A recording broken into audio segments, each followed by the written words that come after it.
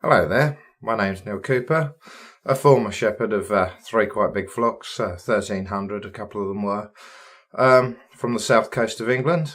Now, I only know about shepherding in the south coast of England, so it's different in different parts of the country, of course, or abroad, So this is a pre-lambing video.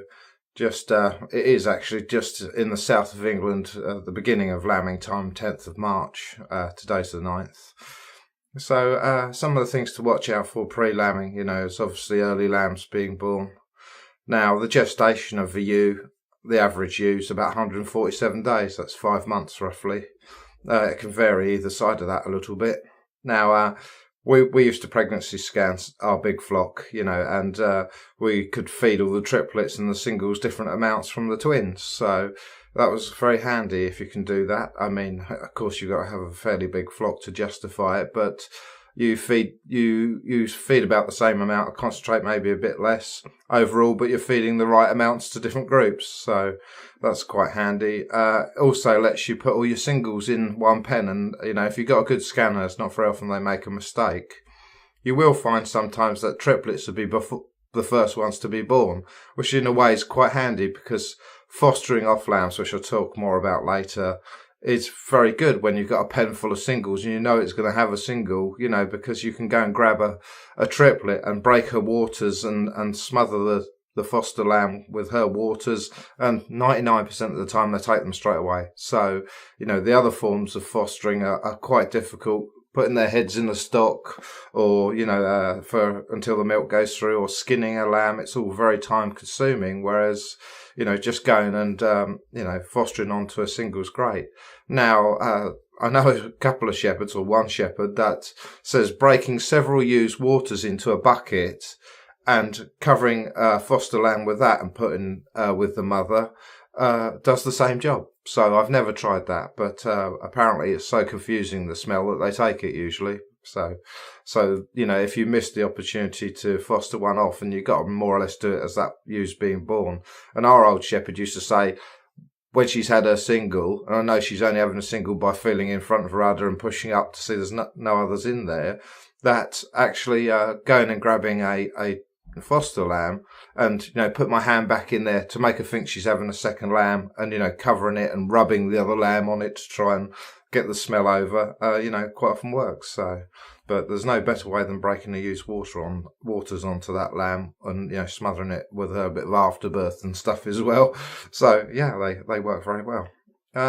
Now, one of the things I want to talk about today is, you pre-lambing get prolapses sometimes. Now, there's different methods of doing that to prevent them prolapsing. Again, you can get these spoons that fit into their vagina and it ties onto the wool. You've got to tie it in there really tight though, because they're just quite often pushing back out again and prolapse again. So they're not particularly that effective. The other way some old shepherds have done is tie wool across the vagina and across the vulva and, prevent them that way. I've never tried that.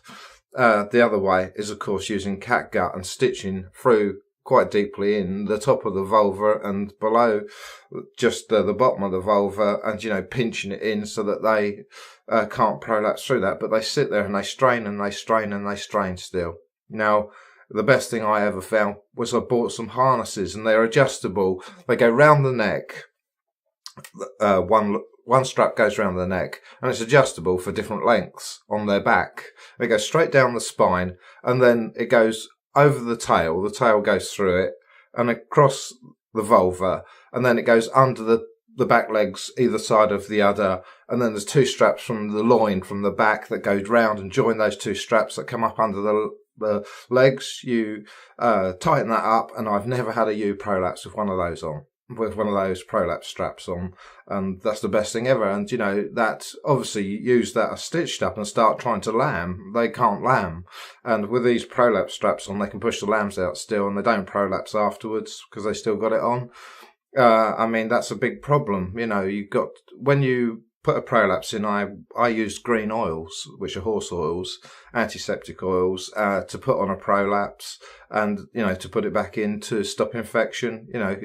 Good, not a bad thing to give them some penicillin as well.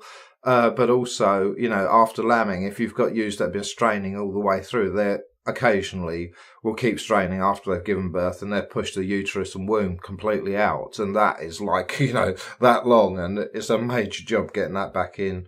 The best way to get them back in is to sit her up on her head. So she's on her neck, more or less, and her backside up onto your legs, feet pointing away, and just put green oils on it, and then have somebody else there. You need 1 or 2 other people helping you, and just keep pushing it back in, and you will eventually get back in.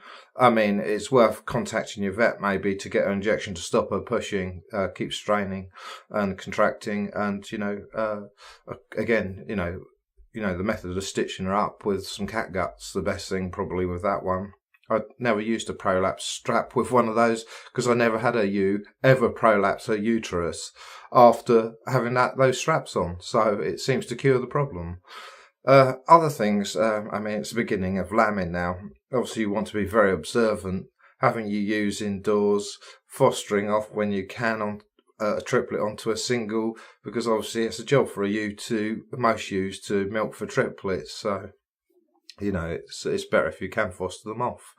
But, the way to tell if there's more lambs in the ewe, if you lamb a ewe and she's got a single and maybe you got her there, that if you put your hand just in front of her udder, so just in front of her udder onto her belly, under her womb, and really go like that to bounce your hand in there, and you feel a lamb go boink against your hand if there's another one in there. Not always. So just checking just inside the vagina to see if there's any other lambs coming. Otherwise, they're quite far down usually, and you can just do that a few times, and when you get used to it, you'll notice there's a sort of thud against your hand, so there's another one in there, of course. So it's just practice, really.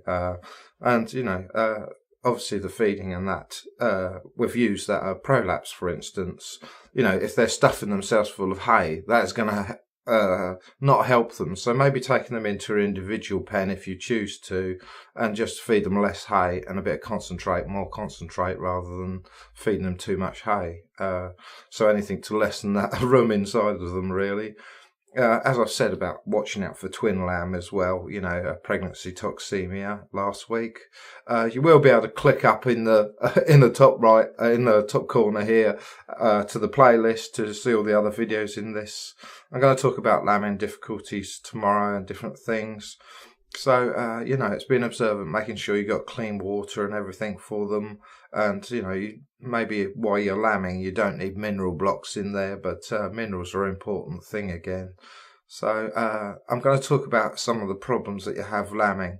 Now, one of the things you will have, you're going to get, I always used to stomach feed, and I had another shepherd that had been to college and told me how I talked about putting this tube down in there and making sure you don't get it in the lungs. And I was taught this at college myself, but after so many years, I forgot to mention it because I've got short-term memory loss too, is that when you put these stomach feeders down, just listen to the open end of the syringe or tube, and listen there, and you hear popping sounds if it's in their lungs, or breathing. So that's just a way to check you haven't got it in their lungs also.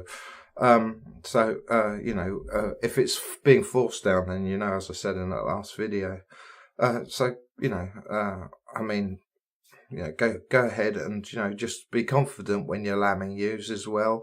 Now, when a ewe's lambing and in difficulty, you soon know about it, because most of them are, first-time lambers, then they make a bit of a fuss about it and make quite a bit of noise sometimes. But the older, more experienced ewes, shearlings and such like, they lamb without you really even hearing them. You see them because you're observant, but they make no noise about it. They just make their little nest and off they go quite happily. Now, if a ewes really shouting out, screaming out and straining so hard that she's making a lot of noise about it, you can almost certainly guess there's a problem going on, and that she's pushing too hard, and there's something wrong inside. That there's the lamb's not presented properly. The way to see a normal lamb is like this, isn't it? When you look at the ewe, what you quite often first see is the nose and the 2 feet, and the hooves should be pointing downwards if they're presented right. If you see a ewe and you can see the legs and the hooves are actually the hooves should be coming like this, pointing upwards on a normal lamb, shouldn't they? And the nose, so you got them like that. Whereas you look at a ewe and you can see the hooves are actually pointing downwards, that you know there's a breech, a breech birth. And they're very complicated to lamb, and there's certain things you need to do, which I'll go into tomorrow, because I'm going to leave it at that for today. So I'll talk about the different lambing sort of problems tomorrow you can come across, and how to deal with them. Anyway, thanks for watching. Cheers. Neil.